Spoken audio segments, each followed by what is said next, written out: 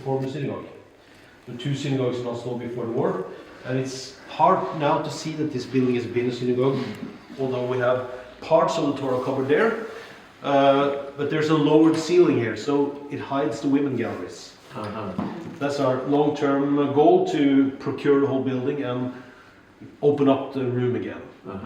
We have some pictures around the corner there where we have digitally sort of figured out how it was there, but we don't have any photographs of when this building was a synagogue. It was established in 1921, or built, opened in 1921, and it was closed by the Nazi government in September 1942. So the reason why this building is no longer a synagogue is because of the war. After the war, there were not enough Jews in Oslo, so they didn't need two synagogues. So when we came in here, this building has been used for a number of things. This part of the building, for many years, was a Kurdish Quran school. The inner section there and whole of the cellar was a gay sauna. And so it's, and above us is still a record studio, or different spaces for bands to studios. So occasionally we can hear bass guitars and drums, but they are very nice guys. Yes. So what you see here is the whole museum. You have also the newest exhibition, which is outside, tells the story about where the majority of the Jews who came to Norway came from, Eastern Europe.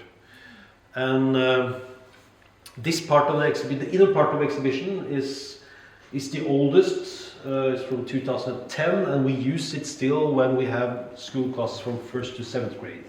For many, it's their first visit or first meeting with Jewish culture and religion. This part is our Holocaust exhibition. For many years we thought that we would not have a Holocaust exhibition. What? She wants her keys back. That's my boss. What did the keys? We have a Holocaust Center in Oslo, and the first exhibition here, we had an exhibition about Norwegian Jewish soldiers during the war. And the interesting thing is that this very small Jewish minority percentage, they had a higher participation in armed resistance than the rest of the population. Both in the resistance, but also in different Norwegian units that were built up outside of Norway after the government and the king escaped the country in summer of 1940. And this part, we had an exhibition about Jewish artists throughout time. But the problem was that in the summertime, the majority of the tourists here wanted to know what happened in Norway. They wanted to know about the Holocaust in Norway. So we had, most of our guides are young people from the Jewish community, but they didn't have an exhibition to support what they had to tell or convey to the audience. So this exhibition came into being in 2012 on the day 70 years after the biggest deportation from Norway. This part, and the exhibition is also best to see on their own. It's not, see it's small, so it's not a good exhibition to guide people through. We have focused on family histories, and on this part we tell the story about the roughly 60% of the Jewish community who survived by escaping to Sweden.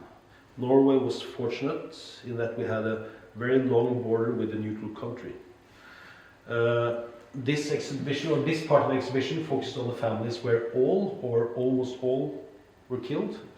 The majority of Norwegian Jews were who didn't survive were deported to Auschwitz and killed in Auschwitz. Very few were killed in Norway. And this middle part here just tells, in short, the history of the Holocaust in Norway from start to end, from registration, arrests, and in the end, stealing and selling the properties of those who were killed or had escaped. Yes. This is a very short introduction. You have any questions? Who funded this museum? Is it the one benefactor or? No, that's Norway's, or I would say Scandinavian countries are quite. You're from the United States. Yeah, they are quite different there in that most of, or many of the museums in Norway are quite heavily funded by the government. So I would say that 70% of this museum is funded by the government. The rest is funded by the city of Oslo. So many years ago in 2016, I went to the KGM conference, and that's the Association of American Jewish Museums. They had a conference in New York, and I went to this workshop on funding, and then I experienced that this was a totally different world. You know, they were talking about donor fatigue and all the things they did to keep their benefactories, to keep them, or to continue keeping them. We don't have that problem. It's interesting. And of course, when we are like now, when we want to buy the rest of the building, it's probably also then going to be the government who has to put in the biggest sum of money. But when we make exhibitions, we also apply from different other places. Yeah. But the benches you sit on and some of the decorations that have been restored are actually gifts from persons within the community. There are not that much left of the original synagogue. When we came in here, everything was painted over, and we could see when we took down a lowered ceiling, we could see the stars, because the golden painting had sort of, there was some kind of chemical stuff, it had sweated through the new paint, so we could see there was something there. And all of these were, I would say, excavated in the summer of 2006, and it's original. And also the benches that you sit on, the bench ends, these are originals from the synagogue.